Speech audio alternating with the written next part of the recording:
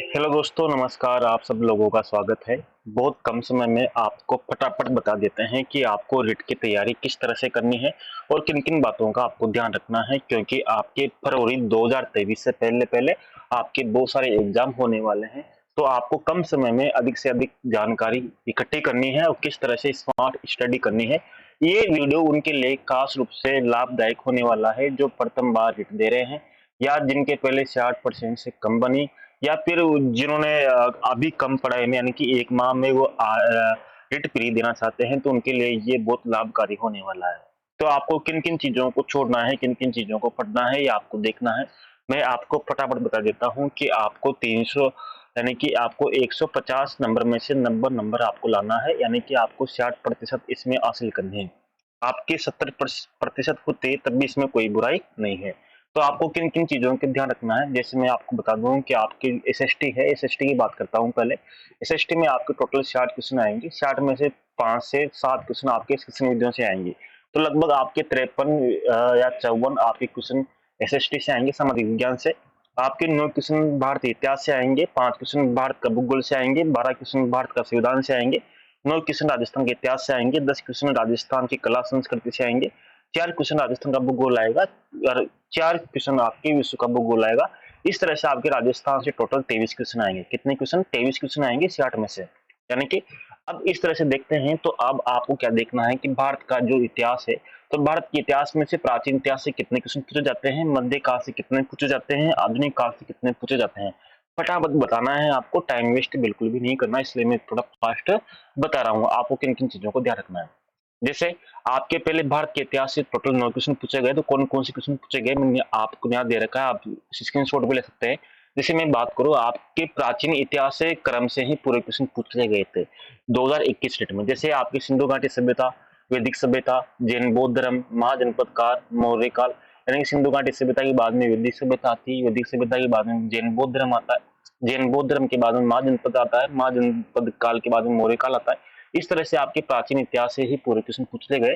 केवल 2 क्वेश्चन ऐसे थे, एक चोरा-चोरी की घटना कब हुई और एक किसने कहा था कि धर्म मनुष्य के भीतर निहित देवता का विकास है, जो आरबीआई किताब से पूछा गया था, 11वीं की बुक से। तो इस तरह से आपको टोटल आपको 9 क्वेश्चन में से 7 क्वेश्चन आपके प्राचीन भारत के इतिहास से आ रहा है। तो आपको इस पे विशेष ध्यान देना है, यानी कि आपको इन टॉपिक को आपको पढ़ना है, ठीक है? और आधुनिक भारत के इतिहास को आपको छोड़ देना है। और अगर आप ध्यान दो तो केवल जो सूफी और भक्ति आंदोलन उसको ध्यान दे लेना। मध्यकाल में भक्ति और सूफी आंदोलन को थोड़ा बहुत ध्यान दे लेना, उससे क्वेश्चन पूछ सकते हैं इस बार। तो इन चीजों पर आपको ध्यान देना है, ठीक है?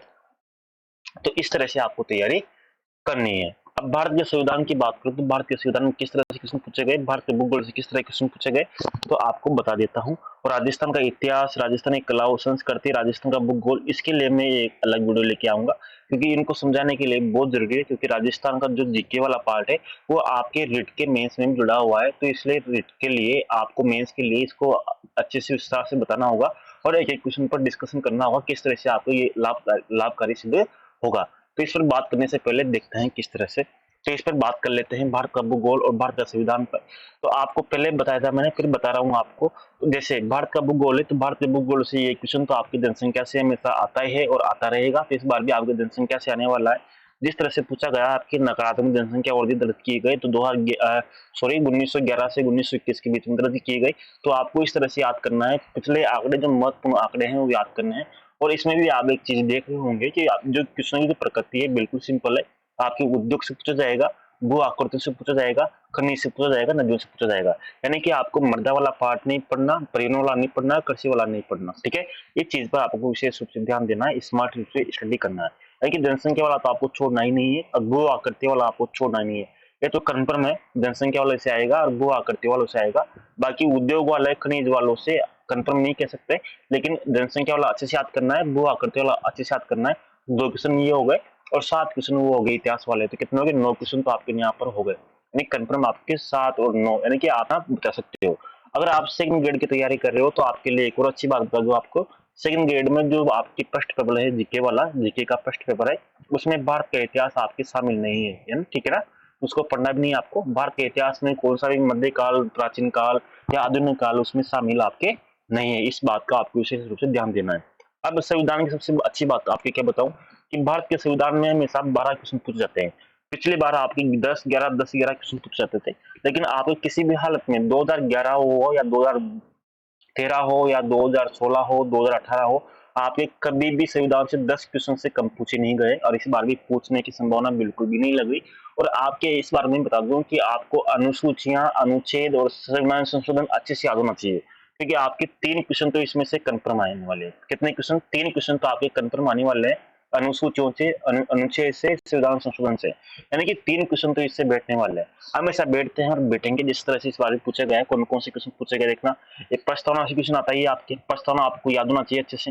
ये प्रस्तावना तो आपके आती है, चाहे आरएस का एग्जाम हो या फिर आईएएस का एग्जाम हो, मौलिक अधिकार भी आता है। यानी कि संविधान में 2 चीजें तो महत्वपूर्ण है इसे, उसके बिना संविधान तो अधूरा है इसे। कौन कौन से? संविधान, यानी कि भारत का संविधान का जो पूरा है, और जो डॉक्टर भीमराव अम्बेडकर ने कहा किसकी, संविधान की आत्मा मौलिक अधिकार को, यानी कि इसके अनुच्छेद 32 को, जो संविधान के विचारों का अधिकार को। तो प्रस्तावना मौलिक अधिकार से क्वेश्चन पूछते हैं, 2 और 2 3 5 क्वेश्चन तो आपसे यहाँ तैयार हो गए। प्रस्तावना अच्छे से पढ़नी है, मौलिक अधिकार अच्छे से पढ़ना है, अनुसूचियां, अनुच्छेद, संविधान संशोधन अच्छे से पढ़ना है। ठीक है, मैं फास्ट बोल रहा हूँ क्योंकि आपको 2 से स्पीड से चलाने की आवश्यकता नहीं है, ताकि आपके फटाफट आप इन चीजों को समझ सके। ठीक है, जिस तरह से आपके पूरे क्वेश्चन सुधांश से पूछ गए, स्क्रीनशॉट ले सकते हैं। बाकी जो आपकी जो राजस्थान से संबंधित वाले भाग, उसके बाद में बात करेंगे, तो इन चीजों पर आप विशेष रूप से ध्यान देना आवश्यक है। कितने कितने क्वेश्चन आपको फटाफट स्क्रीनशॉट ले लीजिए, इस हिसाब से आपको तैयारी कीजिए। अगर आपको किताबों की दिक्कत हो रही है, किताबें कौन कौन सी पढ़नी, किस तरह से आपको याद करना है, तो उस पर भी मैं आपको अलग से एक वीडियो बता दूंगा। धन्यवाद, नमस्कार, जय हिंद।